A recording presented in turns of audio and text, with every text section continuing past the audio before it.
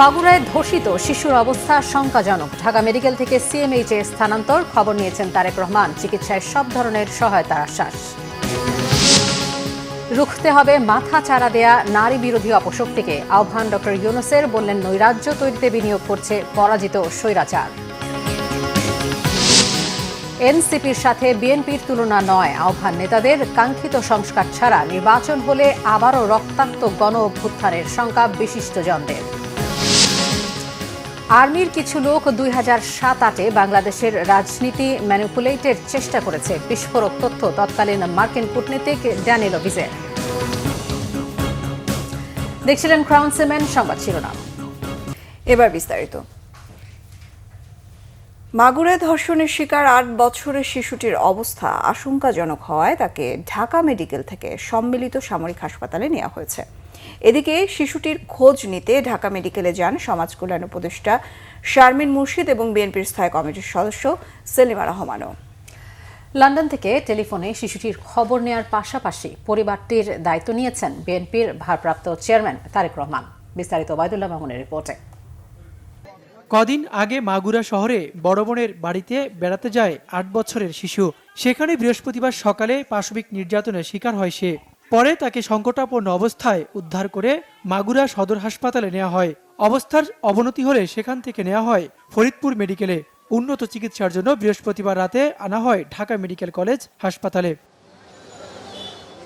শনিবার দুপুরে Dhaka medical college হাসপাতালের পরিচালক জানান, মেয়েটির অবস্থা এখনও আশঙ্কাজনক। ডাক্তাররা যেটা বলেছেন, তার যে অ্যাকচুয়ালি যে পাশবিক নির্যাতনের ফলে আসলে তার যেটুকু ইনজুরি হয়েছে, কিছু ইনজুরি আছে তার পেরিনিয়াল রিজিয়নে, কিন্তু মেইন সমস্যাটা তার গলার কারণেই তার আসলে এই যে হাইপক্সিয়া হয়েছিল, সেই কারণে একবার তার কনভালশন হয়েছে, খিঁচুনি উঠেছিল আর কি। নির্যাতনের শিকার মেয়েটির মায়ের সাথে লন্ডন থেকে ফোনে যোগাযোগ করেন বিএনপির ভারপ্রাপ্ত চেয়ারম্যান তারেক রহমান। এ সময় তার চিকিৎসার ব্যয়ভার বহন করার পাশাপাশি অভিযুক্তদের দ্রুত আইনের আওতায় আনার দাবি জানান তিনি।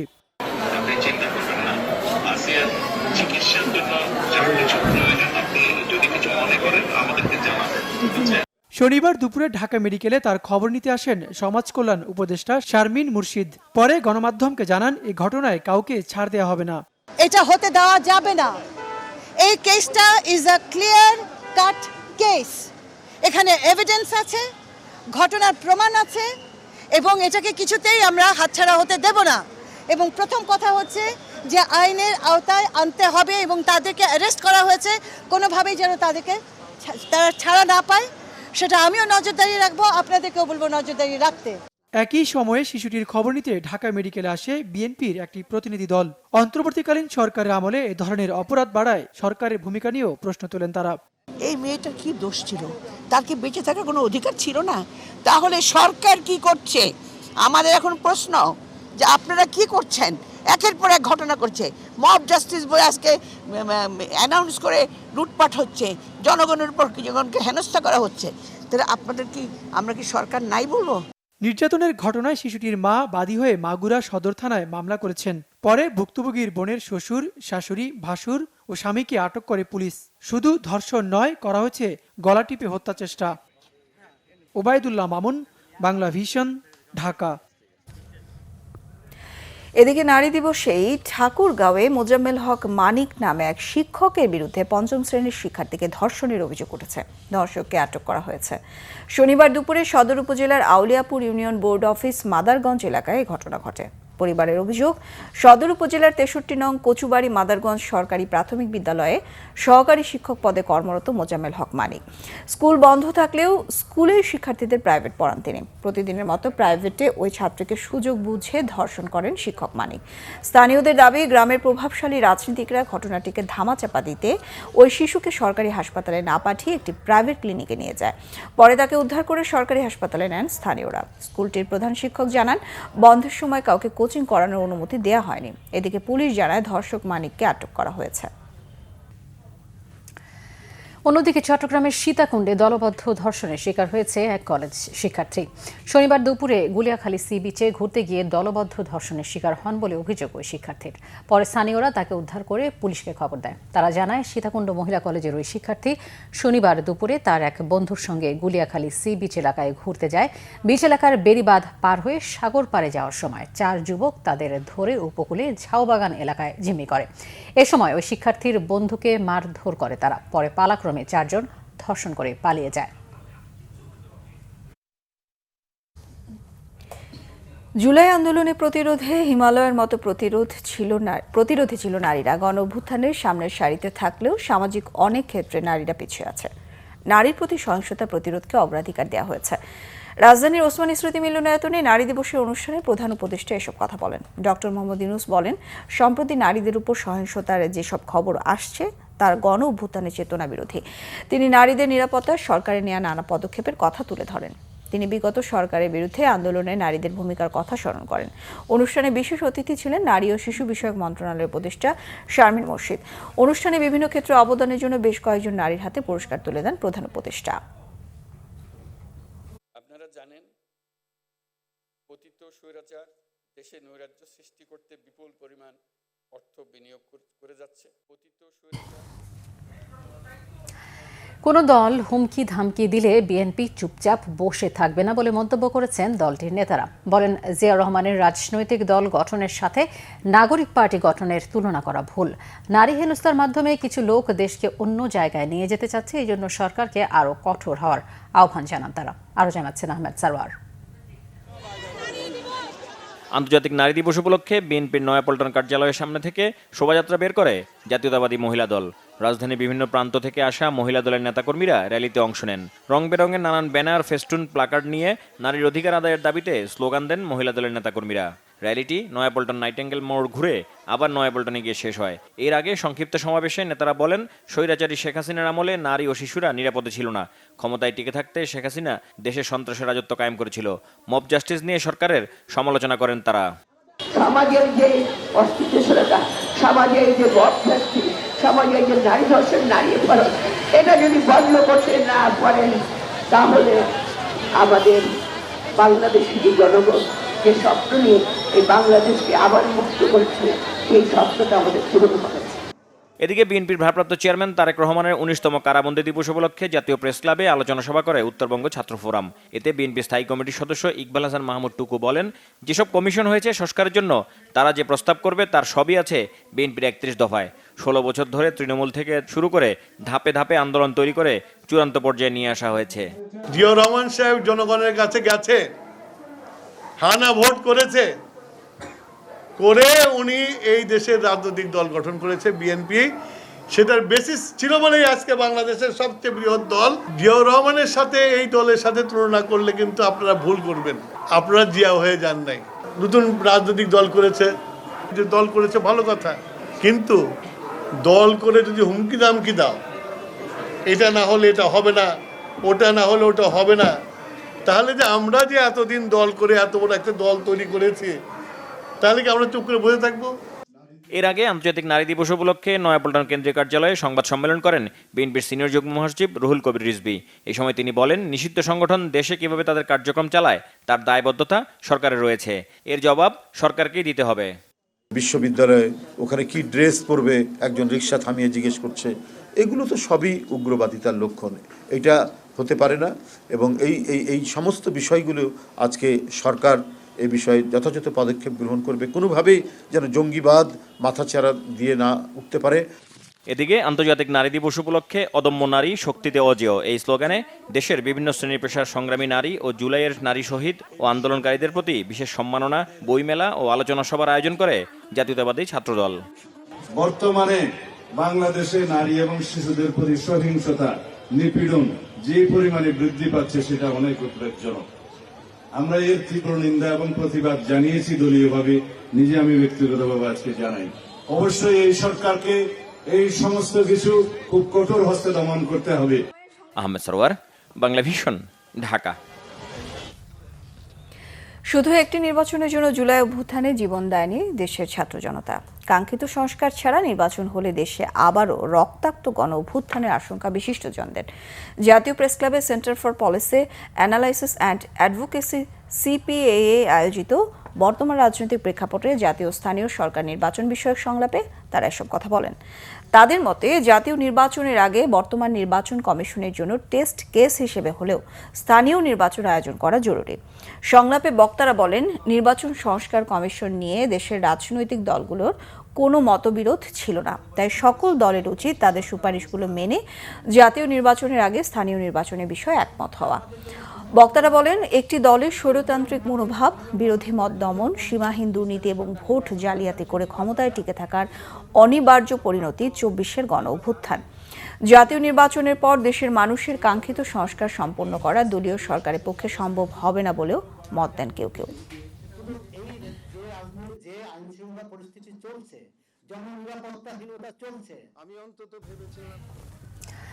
দুর্বল আইন দিয়ে নারীর প্রতি সহিংসতা রোধ করা যাবে না, এজন্য আইনগুলো ঢেলে সাজাতে হবে, মন্তব্য করেছেন জাতীয় নাগরিক পার্টির জ্যেষ্ঠ যুগ্ম আহ্বায়ক সামান্তা শামীম।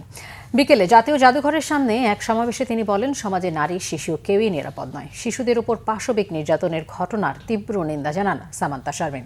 তিনি বলেন, নারী দিবসে ঘরের মধ্যে সেমিনার করলেই হয়, কিন্তু তারা রাস্তায় সমাবেশ করে প্রতিবাদ জানাচ্ছে, যাতে সমাজের প্রতিটি মানুষ সজাগ হয়। সমাবেশে শিক্ষার্থী সহ নারী অধিকার নিয়ে কাজ করা সংগঠকরা বক্তব্য রাখেন।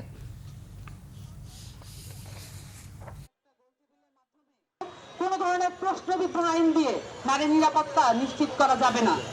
নতুন করে আইনগুলোকে ঢালাওভাবে সাজাতে হবে, যাতে করে বাংলাদেশের মানুষের জন্য, বাংলাদেশের নারীদের জন্য, বাংলাদেশের প্রান্তিক জনগোষ্ঠীর জন্য, বাংলাদেশের দলিত হরিজনদের জন্য আমরা সার্বক্ষণিক নিরাপত্তার ব্যবস্থা করতে পারি। এ কারণে আমাদের যেই ধারাবাহিক সংগ্রাম আছে, নারীদের যেই ধারাবাহিক সংগ্রাম আছে, সেটাকে অস্বীকার করার কোনো উপায় নাই। নানা অজুহাতে নারীকে হেনস্থা করা আর নারীর প্রতি সহিংসতার ঘটনা যেন নিয়মে পরিণত হয়েছে। নারী দিবস উপলক্ষে সামাজিক প্রতিরোধ কমিটি আয়োজিত আলোচনা সভায় এমন অভিযোগ বক্তাদের। এদিকে রাজু ভাস্কর্যের সামনে এক প্রতিবাদ সভায় বাংলাদেশ গণতান্ত্রিক ছাত্র সংসদের দাবি, নারীর প্রতি সহিংসতা বাড়াচ্ছে বিচারহীনতা সংস্কৃতি আর সরকারের নিষ্ক্রিয় ভূমিকা। সকালে আন্তর্জাতিক নারী দিবস উপলক্ষে সামাজিক প্রতিরোধ কমিটি আয়োজিত আলোচনা সভায় অংশ নেন ৬৭টি নারী সংগঠনের কর্মীরা। সম্প্রতি দেশে ঘটে যাওয়া ধর্ষণ, নিপীড়নের ঘটনায় উদ্বেগ জানিয়ে সংশ্লিষ্ট কর্তৃপক্ষের কার্যকর পদক্ষেপ গ্রহণ এবং সামাজিক প্রতিরোধ গড়ে তোলার আহ্বান জানান বক্তারা। এছাড়া দুপুরে ঢাকা বিশ্ববিদ্যালয়ের রাজু ভাস্কর্যের সামনে নারী দিবস উপলক্ষে ধর্ষণ বিরোধী বিক্ষোভ সমাবেশ করে গণতান্ত্রিক ছাত্র সংসদ। এ সময় সাম্প্রতিক সময়ে ধারাবাহিক ধর্ষণের ঘটনা উল্লেখ করে এর জন্য স্বরাষ্ট্র মন্ত্রণালয়ের নিষ্ক্রিয়তাকে দায়ী করেন তারা। পাশাপাশি মাগুরায় ৮ বছরের শিশু ধর্ষণের ঘটনা সহ সকল ধর্ষণের ঘটনায় ধর্ষকের সর্বোচ্চ শাস্তির মৃত্যুদণ্ডের দাবি করা হয়।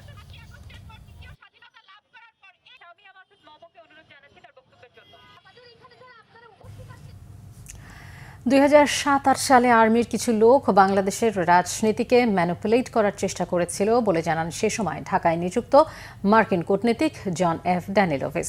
ওই সময় সংস্কার না করে কোনো রকম সমঝোতা করে নির্বাচনের উপর গুরুত্ব দেওয়া সংক্রান্ত মার্কিন নীতি ভুল ছিল বলে মনে করেন তিনি। জানান, ১/১১ সময় সংস্কার হলে এখন আর সংস্কার করা লাগতো না।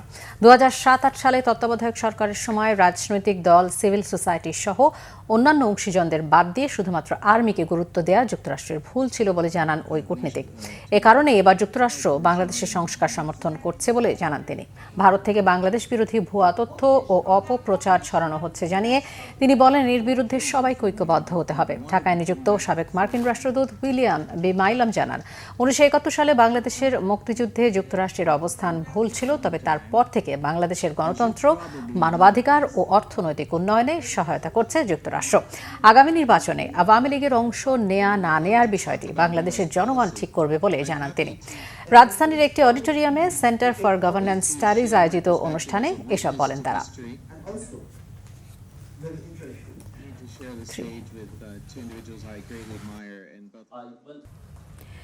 কিছুতেই থামছে না আকাশপথের নৈরাজ্য।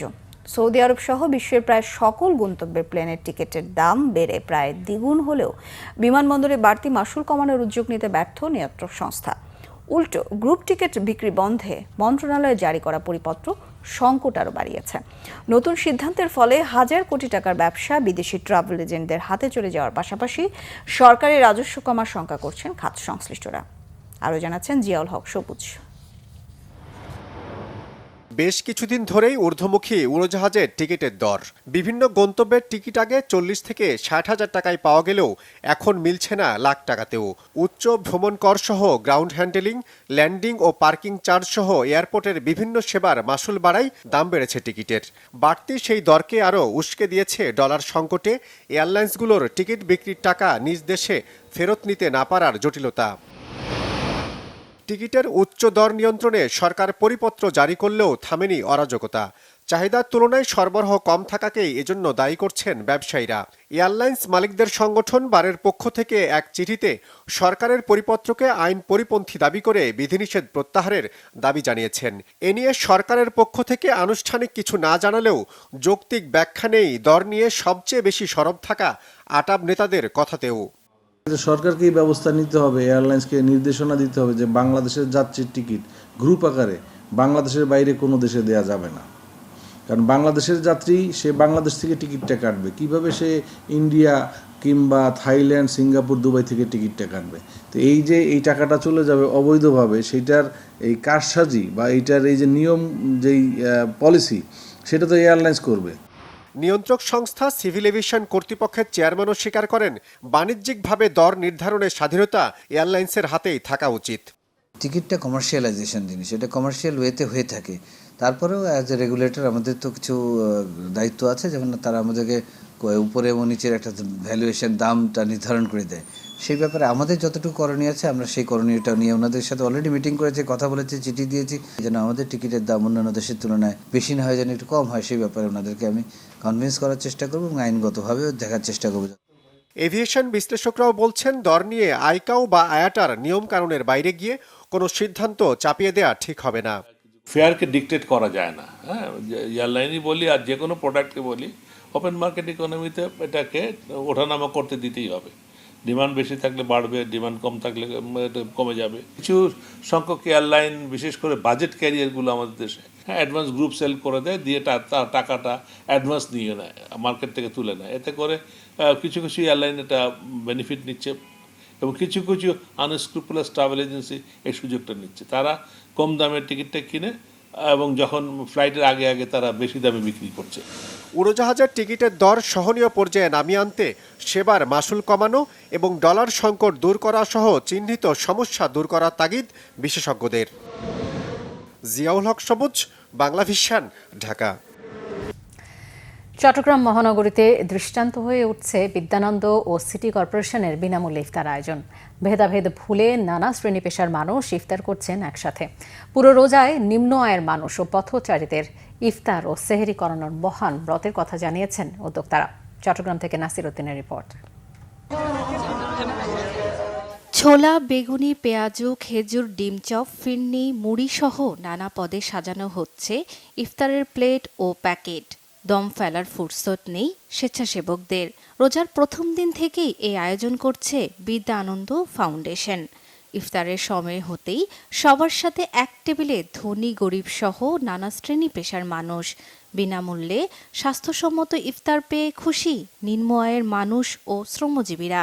খেজুর আছে, সোনা আছে, মুড়ি আছে, মেদান আছে, সব আছে। আমরা রোজা থেকে আইয়া ইফতার করি, আমাকে তো শান্তি। এক ধরনের একটা রিজিক, এই রিজিকটাও কে দিতে পারতেছে, দিতেছে, এটাও অনেক আলহামদুলিল্লাহ। সন্ধ্যায় ইফতারও করাইছে, আবার সকালে আবার স্যারিও খাওয়াইছে রাতে ভোর রাতে। পথঘাটে যারা থাকেন তাদের সম্ভব হয় না, তো এই ধরনের উদ্যোগ নিঃসন্দেহে একটা মানুষের প্রতি উপকার। সব লোকে ইফতার করতেছে, এখানে কোনো বাদ বিচার নাই, সবাই আসতেছে, খাচ্ছে, কোনো ইয়ে নাই, সুন্দর। অনেক সময় আমরা তাড়াহুড়ার জন্য ভিতরে যাইতে পারি না বা ইফতার করা সম্ভব হয় না টাইম মতো, তো এই ধরনের আয়োজন করাটা ভালো আর কি। প্রথমে এই ধরনের ইফতারি করলে তো এটার মতো সোয়াব, এটার মতো ভালো আর কিছু হয় না।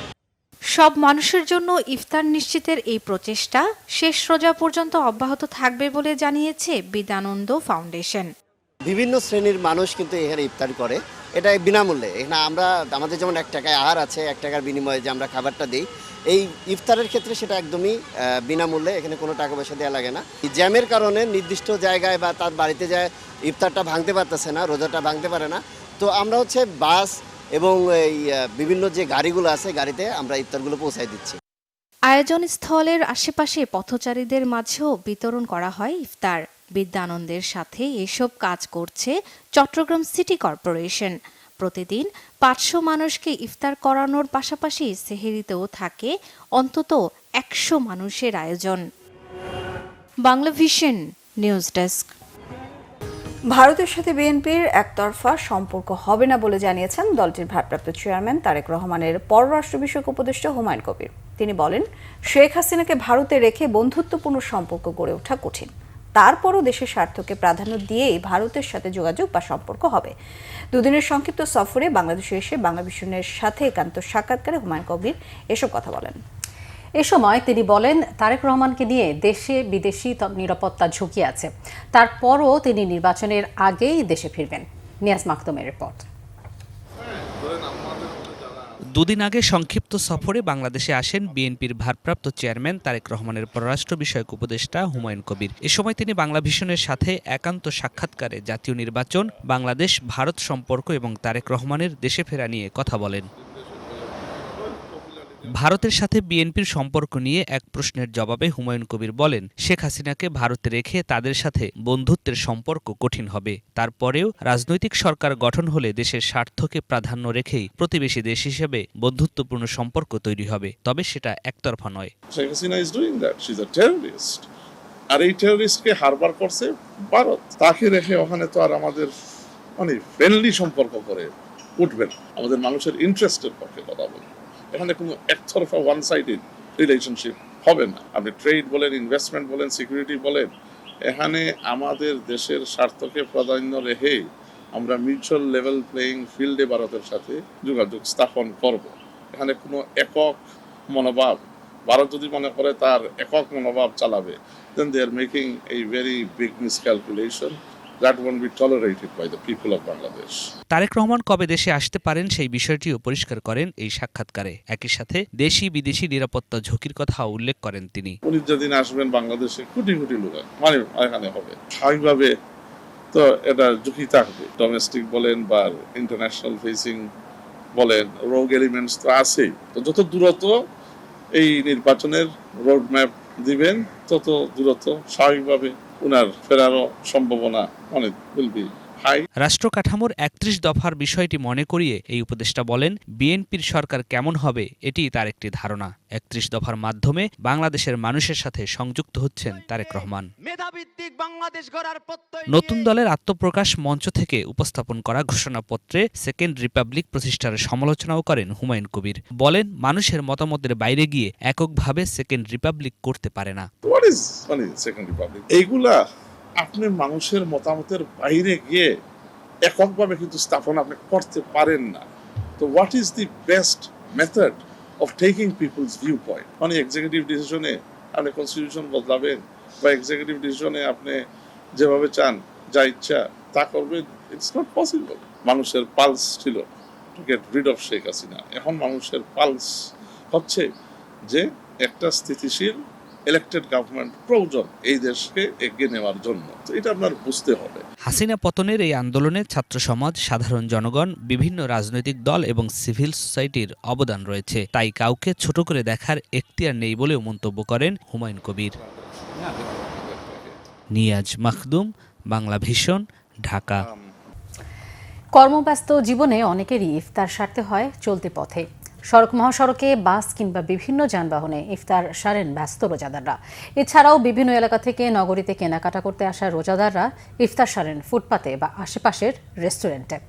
ময়মনসিংহ নগরীর মাসকান্দা ও পাটগুদাম বাস স্ট্যান্ড এবং কেনাকাটার প্রাণকেন্দ্র গঙ্গিনার পাড় এলাকায় চলতি পথের মানুষদের ইফতার নিয়ে অমিত রয়ের তথ্যছবিতে ডেস্ক রিপোর্ট।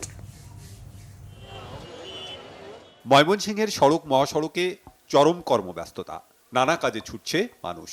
এর মধ্যেই সময় হয় ইফতারের। বাস, সিএনজি ও অটোরিকশার যাত্রীদের ইফতার সারতে হয় যাত্রা বিরতিতে অথবা বাস স্ট্যান্ড এলাকায়। আবার কেউ কেউ গাড়িতে বসেই কোনো রকমে সেরে নেন ইফতার। আর এসব রোজাদারদের কথা মাথায় রেখে সুস্বাদু রকমারি ইফতারের পসরা সাজিয়ে বসেছেন ব্যবসায়ীরা। হসপিটালে আসছিলাম রুগী দেখার জন্য, এখন সময় হয়ে গেছে ইফতারের। তাই এমনি ইফতার কিনে নিলাম, বাসে বসে ইফতার করবো আর কি।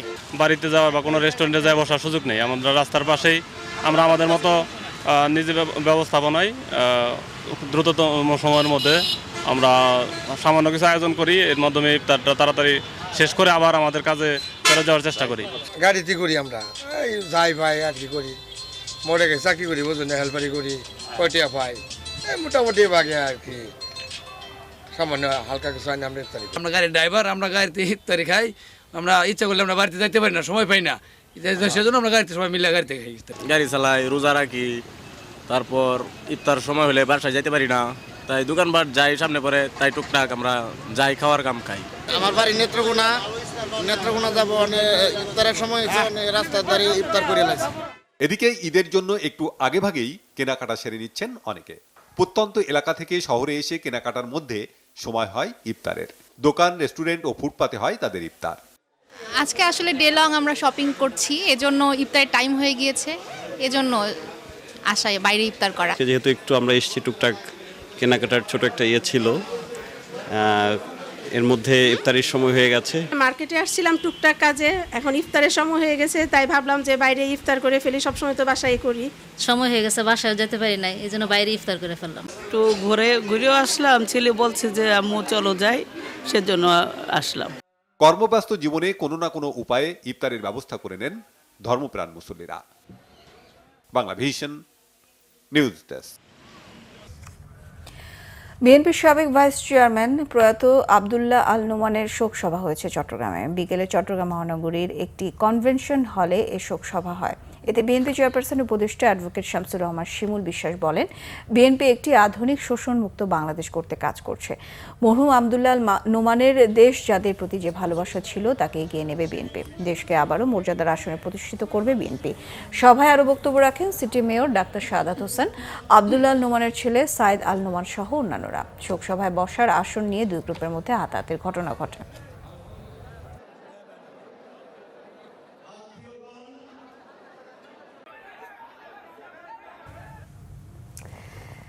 পবিত্র মাহে রমজান উপলক্ষে নোয়াখালীর বেগমগঞ্জে হিফজুল কোরআন প্রতিযোগিতা অনুষ্ঠিত হয়েছে। রহমত ফজিলাত ফাউন্ডেশনের উদ্যোগে শনিবার উপজেলার আলাইয়াপুর ডাক্তার বাড়ির দরজায় জামে মসজিদে এই প্রতিযোগিতা হয়। ফাউন্ডেশনের চেয়ারম্যান দিদারুল আলমের পৃষ্ঠপোষকতায় প্রধান অতিথি হিসেবে উপস্থিত ছিলেন কমোডর তৌহিদুর রহমান। অনুষ্ঠানে সভাপতিত্ব করেন মাওলানা নাসির উদ্দিন ও উপাধ্যক্ষ মাওলানা মশিউর রহমান। ২১টি মাদ্রাসার ১১১ জন হাফেজ প্রথম পর্বের অনুষ্ঠানে প্রতিযোগিতায় অংশ নেন। প্রথম পর্বে ২০ জনকে চূড়ান্ত পর্বের জন্য নির্বাচিত করা হয়। ৩টি প্যানেলে ভাগ করে চূড়ান্ত পর্বের জন্য ৪ বিচারক হাফেজ নির্বাচিত করেন।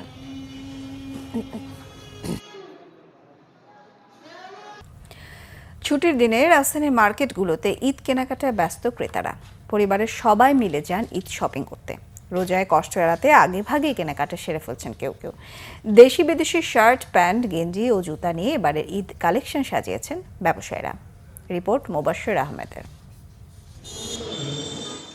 রাজধানীর পলওয়েল মার্কেটে দেশি বিদেশি বিভিন্ন উন্নত মানের শার্ট, প্যান্ট, গেঞ্জি ও জুতার কালেকশন নিয়ে প্রতি বছরই ঈদ আয়োজনে সাজে মার্কেটের প্রতিটি দোকান। আর ঢাকার বিভিন্ন প্রান্ত থেকে এখানে শপিং করতে আসেন ক্রেতারা। সাপ্তাহিক ছুটির দিনে পরিবারের ছোট বড় সকলকে নিয়ে ঈদ কেনাকাটায় এসেছেন অনেকে। ঘুরে ঘুরে পছন্দের পোশাকটি বেছে নিচ্ছেন, ভিড় এড়াতে আগেভাগে সেরে নিচ্ছেন কেনাকাটা। কাপড়ের কোয়ালিটি ভালো পাই, বাইরের জিনিস পাই, বাচ্চারাও পরে কমফোর্টেবল ফিল করে। আমি ড্রেস কিনতে এনেছি, আমি আজকে আমার নতুন ঈদের ড্রেস কিনতে এসেছি। শপিং আরো আগে থেকে শুরু করছি, মাঝেও কিনছি, আজকে আসছি। এখন নাতি নাতকুর মেয়ের জামাইদের জন্য কিনবো, নিজের জন্য কিনবো। এবার মার্কেটে ইন্ডিয়ান জিন্সের কালেকশন বেশি। থাইল্যান্ড, ইন্ডিয়া, চায়নার গেঞ্জি, বিদেশি বিভিন্ন ব্র্যান্ডের শার্ট ও জুতার কালেকশনও রয়েছে মার্কেটে। ক্রেতার কথা চিন্তা করলে মার্কেটে একদম ক্রেতা শূন্য, খুবই কম। অন্যান্য বছর থেকে তুলনা করলে যে এই বছর অনেক কম, মানে যেটা চিন্তাই করা যায় না। প্যান্টের কালেকশন আলহামদুলিল্লাহ ভালো। আমরা তো আমাদের প্যান্টগুলো বোম্বে থেকে কালেকশন করি। কিছু প্যান্ট চায়নারও আছে যেগুলো গ্যাবার্ডিং প্যান্ট, এগুলো কিছু কমের মধ্যেও আছে, 2.5-3। আর কিছু ভালো আইটেমও আছে যেগুলো 4-5,000-6,000 বিক্রি করতে হয়। তো ম্যাক্সিমামই ব্যাংককের, যেমন আছে গিফিনি, জংলেন ফুড, ড্রাগস, এরো, জিকিউ, এগুলা প্রাইস মিনিমাম 4,000 থেকে শুরু, যেমন ডাক্সের গেঞ্জিগুলো আছে 16-17 হাজার টাকা। ইন্ডিয়ান শার্ট হচ্ছে লোক আপনার 1800 থেকে 2500-এর মধ্যে, চাইনিজ শার্ট হচ্ছে লোক আপনার 25 থেকে 3000-এর মধ্যে। এখানে যে প্রাইজে প্রোডাক্ট সেল করি সেখানে মনে করেন সবসময় কাস্টমাররা স্যাটিসফাইড আমাদের উপরে। ক্রেতাদের হাতে ভালো মানের রুচিশীল পোশাক পৌঁছে দেওয়ার সুনাম রয়েছে পলওয়েল মার্কেটের, তাই দাম একটু বেশি হলেও এই মার্কেটেই শপিং করতে আসেন কেউ কেউ।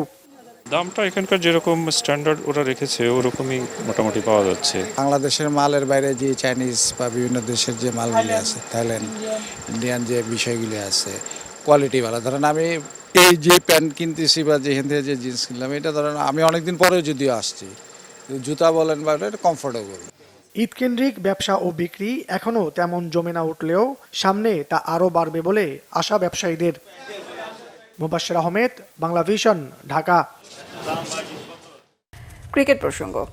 জুলাইয়ে পাকিস্তানের বিপক্ষে ঘরের মাঠে সিরিজ খেলার চেষ্টা করছে বিসিবি। টি-20-র অধিনায়ক শিগগিরই নির্বাচন করা হবে জানিয়েছেন বিসিবি সভাপতি ফারুক আহমেদ। মিরপুর স্টেডিয়ামে তৃতীয় বিভাগ ক্রিকেটের বাছাই পর্বের উদ্বোধনীতে তিনি এসব কথা বলেন।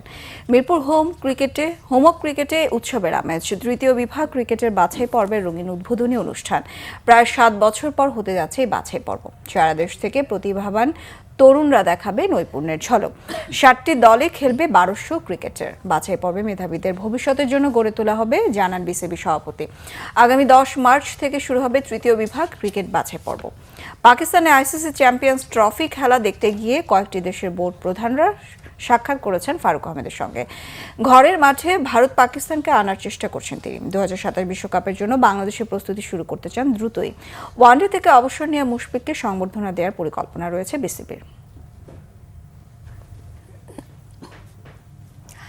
বিএনপির স্থায়ী কমিটির সদস্য অবসরপ্রাপ্ত মেজর হাফিজ উদ্দিন আহমেদ বলেছেন, বাংলাদেশের ক্রীড়াঙ্গনকে ধ্বংস করার পেছনে রাজনীতিবিদরা দায়ী। সাবেক ফুটবলারদের সংগঠন সোনালী অতীত ক্লাব আয়োজিত ইফতার মাহফিলে এমন মন্তব্য করেন তিনি। বাংলাদেশ ফুটবলে সোনালী অতীতের সাক্ষী মেজর হাফিজ। সাবেক ফুটবলারদের এক প্ল্যাটফর্মে আনতে গঠন করেন সোনালী অতীত ক্লাব। সেই ক্লাবের নতুন কমিটির সাথে ইফতার ও দোয়া মাহফিলে অংশ নেন তিনি। জানান, একটা সময় ক্রীড়াঙ্গন চালাতো নিবেদিত প্রাণ সংগঠকরা। ধীরে ধীরে রাজনৈতিক লুটেরারা সেই স্থান দখল করায় ক্রীড়াঙ্গনের পরিবেশ নষ্ট হয়েছে। তিনি বলেন, দেশের প্রধান যদি কারচুপির মাধ্যমে ক্ষমতায় আসে, গুম, খুন, মানি লন্ডারিংয়ের সিদ্ধহস্ত হয়, দেশের ক্রীড়াঙ্গন কখনো উন্নতি করবে না। মেজর হাফিজ জানান, ডিসেম্বরের মধ্যে জাতীয় নির্বাচন আয়োজনের প্রতিশ্রুতি দিয়েছেন প্রধান উপদেষ্টা। স্পোর্টসে যে এই করুণ অবস্থা, তার জন্য প্রধান দায়ী যারা রাজনীতি করে তারা। এই রাজনৈতিক দলগুলো যত টাউট বাটপার আছে, এগুলাকে ধীরে ধীরে সবাই স্পোর্টস ফেডারেশন গুলাতে চালু করে দিয়েছে, যার ফলে স্পোর্টসের পরিবেশটা ভালোভাবেই নষ্ট হয়ে গিয়েছে। আমাকে অনেকে জিজ্ঞেস করে যে বাংলাদেশ কবে ওয়ার্ল্ড কাপে খেলবে। যেদিন বাংলাদেশের 1 নম্বর লোকটা ঠিক হবে, সেদিন বাংলাদেশ ওয়ার্ল্ড কাপে খেলতে যেতে পারবে। এখন দেশের 1 নম্বর যদি হয় কারচুপির মাধ্যমে, মানি লন্ডারিং এর সিদ্ধহস্ত, গুম, খুন, হত্যাকাণ্ডে জড়িত, ওয়ার্ল্ড কাপ খেলা তো দূরের কথা, জনগণ নিজের মান সম্মান নিয়ে নিজের বাড়িতে বসবাস করাই অত্যন্ত কঠিন হয়ে যাবে। এবার আরো কিছু খবর নিয়ে দেখুন একটি ডেস্ক রিপোর্ট। শনিবার বিএনপির যুগ্ম মহাসচিব সৈয়দ এমরান সালেহ প্রিন্স ময়মনসিংহের হালুয়াঘাট উপজেলা ও পৌর এলাকার আলেম ওলামা ইসলামী চিন্তাবিদ, মসজিদের ইমাম ও এতিমদের সম্মানে সেখানকার একটি কনভেনশন সেন্টারে ইফতার মাহফিলের আয়োজন করেন। ইফতারের আগে সংক্ষিপ্ত আলোচনায় সৈয়দ এমরান সালেহ প্রিন্স আলেম ওলামাদের বিএনপির প্রতি আস্থা রাখার আহ্বান জানান। বিএনপি চেয়ারপারসনের উপদেষ্টা বীর মুক্তিযোদ্ধা জহিরুল হক শাহজাদা মিয়া চর ভদ্রাসন উপজেলার চর অযোধ্যায় এক ইফতার ও দোয়া মাহফিলে প্রধান অতিথির বক্তব্যে বলেছেন, আইন শৃঙ্খলা ও দ্রব্যমূল্য পরিস্থিতি নিয়ন্ত্রণে না আসায় জনগণ চরম দুর্ভোগের শিকার হচ্ছেন। অনুষ্ঠানে জিয়া শিশু কিশোর সংগঠনের কেন্দ্রীয় কমিটির সভাপতি শাহ আলম রেজা উপস্থিত ছিলেন। পরে বেগম খালেদা জিয়ার সুস্থতা কামনা করে দোয়া করা হয়। রাজধানীর উত্তরায় ক্যামব্রিয়ান স্কুল অ্যান্ড কলেজ অডিটোরিয়ামে ইফতার পূর্ব আলোচনায় প্রধান অতিথি ছিলেন দুর্নীতি বিরোধী জাতীয় সমন্বয় কমিটির সাধারণ সম্পাদক সারওয়ার ওয়াদুদ চৌধুরী। কমিটির ঢাকা মহানগর উত্তরের আহ্বায়ক ও কনজিউমার্স অ্যাসোসিয়েশন অব বাংলাদেশের কেন্দ্রীয় সাধারণ সম্পাদক অ্যাডভোকেট হুমায়ুন কবির ভূঁইয়ার সভাপতিত্বে অনুষ্ঠানে স্বচ্ছ ভোটাধিকার প্রতিষ্ঠায় দেশপ্রেমিক শক্তির বৃহত্তর ঐক্যের ডাক দেওয়া হয়। সিলেটের গোলাপগঞ্জে বিএনপি চেয়ারপারসনের ফরেন অ্যাফেয়ার্স অ্যাডভাইজারি কমিটির সদস্য ওহিদ আহমদের উদ্যোগে ইফতার ও দোয়া মাহফিল হয়েছে। একটি অভিজাত রেস্টুরেন্টে এতে রাজনীতিবিদ ও সাংবাদিক সহ বিভিন্ন সামাজিক সংগঠনের নেতারা অংশ নেন। আন্তর্জাতিক নারী দিবস 2025 উপলক্ষে গ্লোবাল স্টার কমিউনিকেশনের উদ্যোগে আলোচনা সভা ও গ্লোবাল স্টার উইমেন্স অ্যাওয়ার্ড অনুষ্ঠান হয়েছে। রাজধানীর আইডিইবি ভবনে আয়োজিত অনুষ্ঠানে প্রধান অতিথি ছিলেন সুপ্রিম কোর্টের সাবেক বিচারপতি ফয়সাল মাহমুদ ফয়েজি। সভাপতিত্ব করেন women and child skill development ফাউন্ডেশনের চেয়ারম্যান লায়ন আনোয়ারা বেগম নিপা। অনুষ্ঠানে অভিনেত্রী আনোয়ারা বেগম, সঙ্গীতশিল্পী ফাতিমাতুজ জোহরা ও ব্যারিস্টার জাহানারা ইমামকে আজীবন সম্মাননা দেওয়া হয়। মুন ফ্লাওয়ার অটিজম ফাউন্ডেশনের প্রতিষ্ঠা বার্ষিকীতে রাজধানীর মোহাম্মদপুরে সংস্থার কার্যালয়ে বর্ণাঢ্য অনুষ্ঠানমালার আয়োজন করা হয়। ফাউন্ডেশনের চেয়ারম্যান জনপ্রিয় ব্যান্ড তারকা নকিব খানের সভাপতিত্বে অনুষ্ঠানে প্রধান অতিথি ছিলেন সমাজ কল্যাণ মন্ত্রণালয়ের সচিব ডক্টর মোহাম্মদ মহিউদ্দিন। বিশেষ অতিথি ছিলেন ইউনাইটেড কমার্শিয়াল ব্যাংকের ব্যবস্থাপনা পরিচালক মোহাম্মদ মামদুদুর রশিদ। স্বাগত বক্তব্য রাখেন ফাউন্ডেশনের সচিব ডাক্তার সিরাজি মুনিরা। উপস্থিত ছিলেন সৈয়দা শামীমা আক্তার, রাফাত ফারুক, মফিজুল ইসলাম। পরে ফাউন্ডেশনের শিক্ষার্থীদের অংশগ্রহণে হয় মনোজ্ঞ সাংস্কৃতিক অনুষ্ঠান। সাভারে পৌরসভার 1 নম্বর ওয়ার্ডে জামায়াতে ইসলামের আয়োজনে ইফতার মাহফিল ও আলোচনা সভায় প্রধান অতিথি ছিলেন ঢাকা জেলা জামায়াতের সহকারী সেক্রেটারি শাহাদাত হোসাইন। সভাপতিত্ব করেন ওয়ার্ড আমির ইউসুফ আলী। বিশেষ অতিথি ছিলেন ঢাকা জেলার রাজনৈতিক বিষয়ক সেক্রেটারি হাসান মাহবুব মাস্টার, সাভার পৌর শাখার আমির আজিজুর রহমান। বাংলাদেশ ক্রীড়া লেখক সমিতির ইফতার ও দোয়া মাহফিল অনুষ্ঠিত হয়েছে। সেখানে দেশের ক্রীড়াঙ্গন যাদের হারিয়েছে তাদের জন্য দোয়া করা হয়। ইফতারে ছিলেন বাংলাদেশ ক্রিকেট দলের সাবেক অধিনায়ক রকিবুল হাসান, আকরাম খান, খালেদ মাসুদ পাইলট সহ বিসিবির কর্মকর্তারা। জাতীয় হকি দলের কোচ হারুন মামুন, সাবেক অধিনায়ক রাসেল মাহমুদ জিমি সহ হকির কর্তারাও ছিলেন অনুষ্ঠানে। আব্দুল গাফফার এমিলি সহ বেশ কয়েকজন সাবেক তারকা ফুটবলার ও বাফুফের নির্বাহী কমিটির সদস্যরা ইফতারে উপস্থিত ছিলেন। এছাড়া শুটিং, আর্চারি, হ্যান্ডবল সহ অন্যান্য ফেডারেশনের ক্রীড়া ব্যক্তিত্বরাও অংশ নেন ইফতারে। বগুড়ায় জেলা সাংবাদিক ইউনিয়নের বার্ষিক সাধারণ সভা ও ইফতার মাহফিল হয়েছে। স্থানীয় একটি হোটেলে এতে প্রধান অতিথি ছিলেন বাংলাদেশ ফেডারেল সাংবাদিক ইউনিয়নের মহাসচিব কাদের গনি চৌধুরী। তিনি বলেন, আগের স্বৈরাচারী সরকার গণমাধ্যমের স্বাধীনতা নষ্ট করে দিয়েছিল। এতে সভাপতিত্ব করেন জেইউবির সভাপতি Ganesh Das. Bangla vision news desk. এই ছিল এখনকার মতো। পরের সংবাদ রাত 1টায় দেখার আমন্ত্রণ রইল। এছাড়া বাংলা ভিশন সংবাদ ও সংবাদ সংশ্লিষ্ট অনুষ্ঠান দেখতে ভিজিট করুন www.bbnews24.com ও facebook.com/banglavishnnews এবং সাবস্ক্রাইব করুন youtube.com/banglavishnnews। ধন্যবাদ।